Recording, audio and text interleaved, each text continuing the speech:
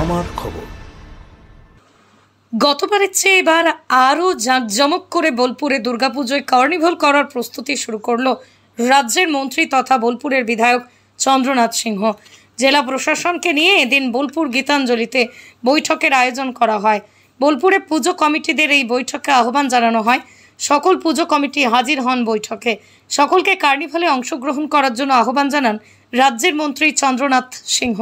তবে এই বছর কিভাবে আরও সুন্দরভাবে কার্নিভালটি করা যায় তা নিয়ে আবারও বৈঠকে বসা হবে বলেই জানান মন্ত্রী। পুজো কমিটির কাছে বেশ কিছু সাজেশন নেওয়া হয়, যা আগামী দিনে কার্নিভালের ক্ষেত্রে ভালো হবে। এদিন বৈঠকেই মন্ত্রী চন্দ্রনাথ সিংহ ছাড়াও উপস্থিত ছিলেন বোলপুরের মহকুমা শাসক অয়ন নাথ, বোলপুরের অতিরিক্ত পুলিশ সুপার রানা মুখোপাধ্যায়, বোলপুরের এসডিপিও রিকি আগারওয়াল, বোলপুর পৌরসভার পুরপ্রধান পর্ণা ঘোষ, শ্রীনিকেতন শান্তিনিকেতন উন্নয়ন পর্ষদের কার্যনির্বাহী আধিকারিক তন্ময় মুখার্জি সহ অন্যান্য আধিকারিকরা।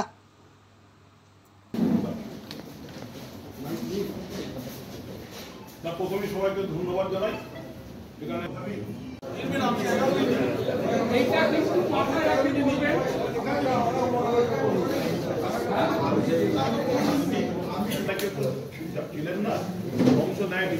আরো বেশি পার্টিসিপেশন হবে এবং ইনফ্রাস্ট্রাকচারাল যে ইস্যুসগুলো ছিল, মানে আমাদের একটা রুট ঠিক ছিল, আমাদের লজ মোড় থেকে জামপুনি বাস স্ট্যান্ড, তাই তো?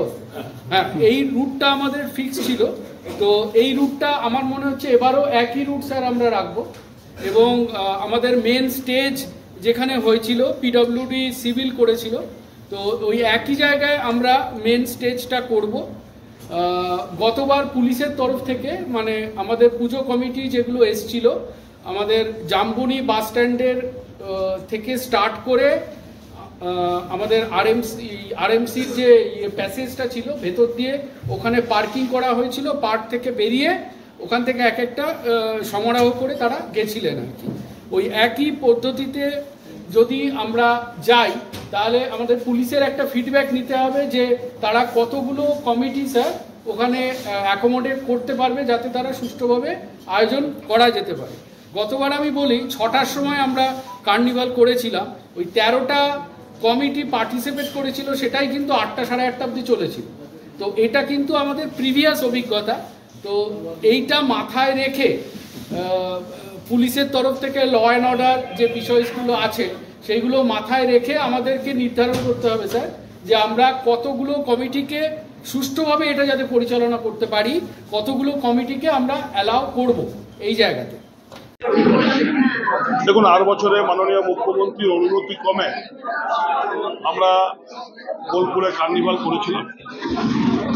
এই বছরও সেকেন্ড বছর কার্নিভাল করার জন্য আজকে আমরা প্রাথমিকভাবে সমস্ত কাউন্সিলর বোলপুর শহরে এবং অ্যাডিশনাল এসডিপিও এসডিও থেকে শুরু করে আমাদের এক্সিকিউটিভ অফিসার প্লাস সমস্ত ভাইস চেয়ারম্যান সহ চেয়ারম্যান ভাইস চেয়ারম্যান সহ সমস্ত কাউন্সিলরদের ডেকেছি এবং প্রতি ওয়ার্ডে যে কটা পুজো কমিটি আছে তাদের প্রেসিডেন্ট সেক্রেটারিকে ডেকেছিলাম, যাতে এই বছর আমরা আগাম প্রস্তুতি নিয়ে কার্নিভালটা আরো সুন্দরভাবে করতে পারি।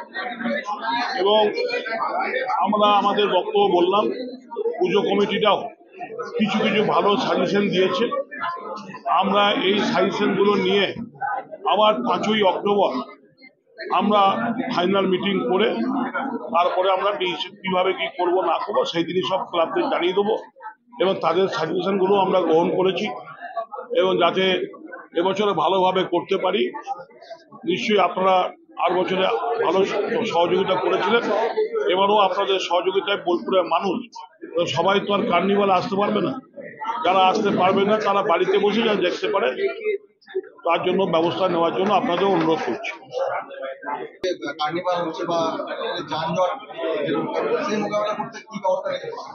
যানজট পুজোর সময় যানজট মোকাবিলার ব্যবস্থা হবে, তার জন্য আমরা প্রশাসনের সাথে পুলিশ প্রশাসন বসেছি। আমরা কাউন্সিলররা এবং পুলিশ প্রশাসন রাস্তায় থাকবে।